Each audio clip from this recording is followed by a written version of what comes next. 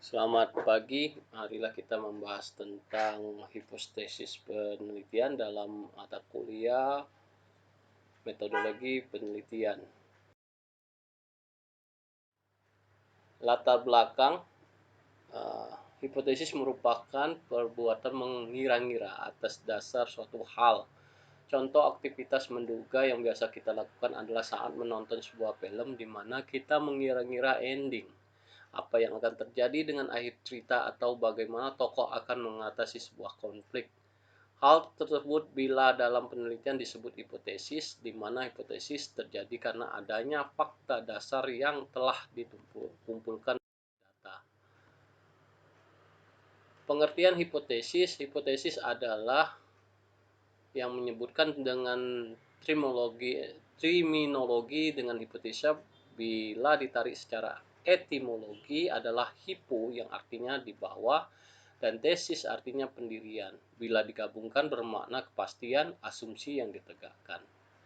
Di mana kata tersebut bermuara dari bahasa Yunani. Bila diartikan, maka hipotesis adalah sebuah pendapat yang mana fakta dan kebenarannya masih perlu diuji.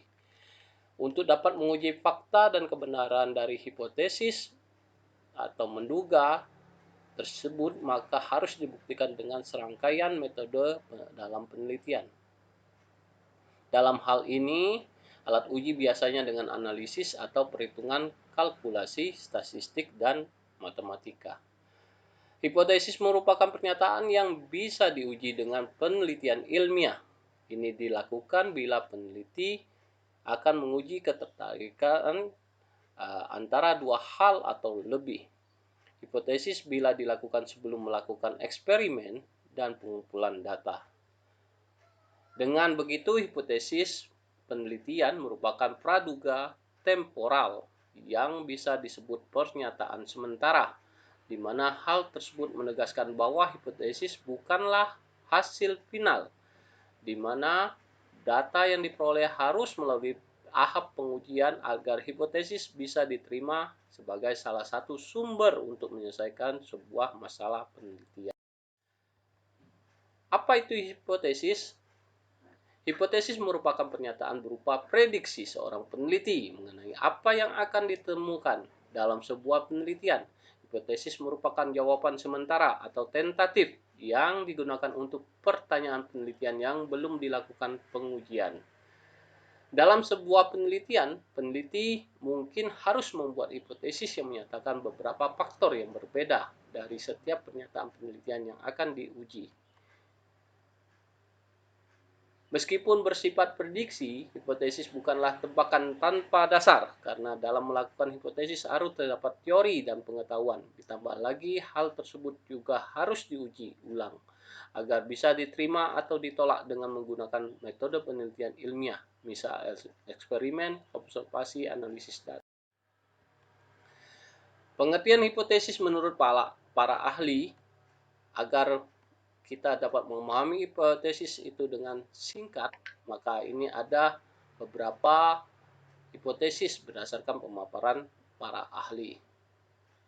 Menurut Suhaimi Arikunto, hipotesis merupakan jawaban yang bersifat sementara pada sebuah masalah penelitian hingga jawaban tersebut terbukti dari data yang telah terhimpun. Berdasarkan Zygmunt 97, secara definisi hipotesis adalah dugaan proposisi yang belum diuji kebenarannya dalam menjawab sebuah fakta atau kejadian, di mana jawaban dari permasalahan terdapat kemungkinan yang begitu banyak. Sementara Sujana 2005 menyatakan hipotesis adalah anggapan atau dugaan yang bersifat tentatif tentang hal yang diciptakan suatu untuk menjelaskan suatu permasalahan, di mana anggapan tersebut harus diuji secara terus-menerus. Kerlinger 1973 berpendapat bahwa hipotesis adalah rangkaian dugaan berupa penjelasan yang berlandaskan pada hubungan dua variabel atau bahkan lebih.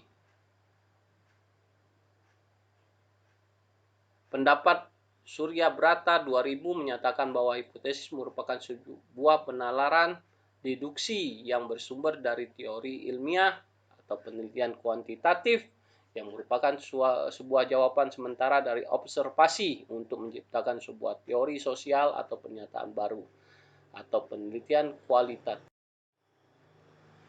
Manfaat hipotesis penelitian. Hipotesis adalah komponen penting dalam sebuah penelitian, maka dari itu untuk mengetahui apa pentingnya hipotesis, mari simak manfaat dari hipotesis penelitian itu sendiri. Hipotesis sebagai instrumen kerja teoritis dapat dipakai untuk mengutarakan sebuah masalah yang diteliti. Misalnya adalah memberi pendapat dari sebuah penyebab dan akibat permasalahan. Hal tersebut membuat seseorang akan berkontemplasi dalam mengambil sebuah tindakan. Hipotesis bersifat sementara dan bukanlah tahap akhir dari penelitian, akan membuat sebuah teori lebih luas dan dalam pengembangannya. Karena kemungkinan dengan melakukan hipotesis, wawasan peneliti akan semakin banyak. Hipotesis sebagai instrumen kemajuan ilmu. Ini menyatakan bahwa hipotesis dibuat dan diuji untuk menyatakan bahwa sebuah pernyataan salah atau benar, seperti halnya manfaat sebelumnya. Hal tersebut akan membuat peneliti lebih mudah dalam menghadapi permasalahan di penelitian berikut.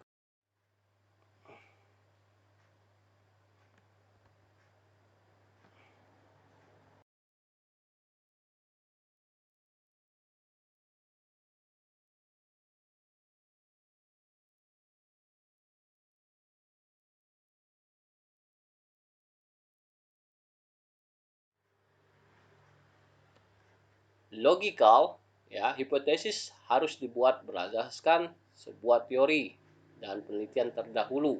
Hipotesis yang bagus adalah kesimpulan logis yang berdasarkan pada argumen logis. Argumen adalah pengetahuan atau fakta yang telah ada pada literatur ilmiah. Hal tersebut diperoleh di literatur review.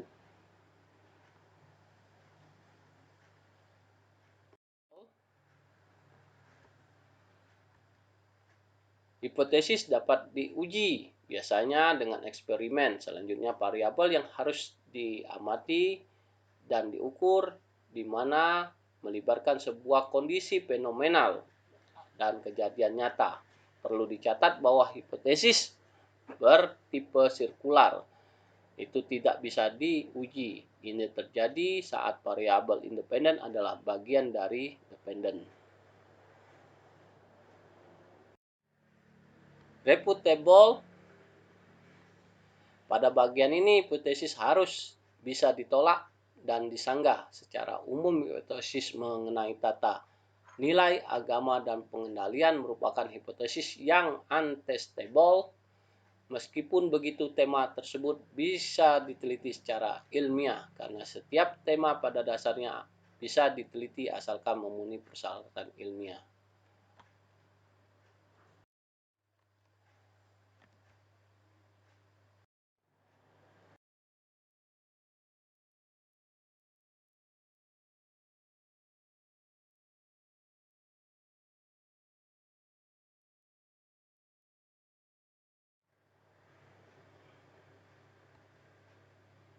Macam-macam hipotesis. Pada sebuah penelitian, hipotesis dapat terbagi 3 macam, yaitu asosiatif, kooperatif, dan destruktif. Dari ketiga macam hipotesis tersebut, penggunaan tentu harus sesuai dengan rupa variabel penelitian yang dikerjakan. Berikut merupakan penjelasan mengenai hipotesis penelitian. Apa itu asosiatif?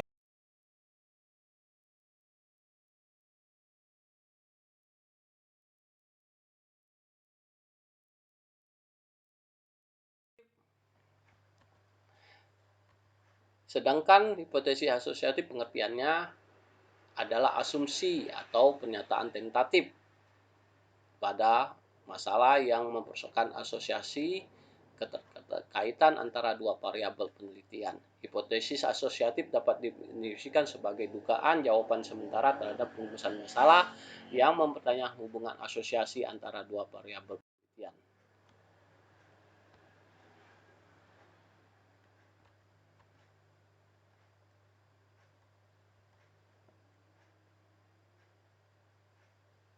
Sekian, terima kasih.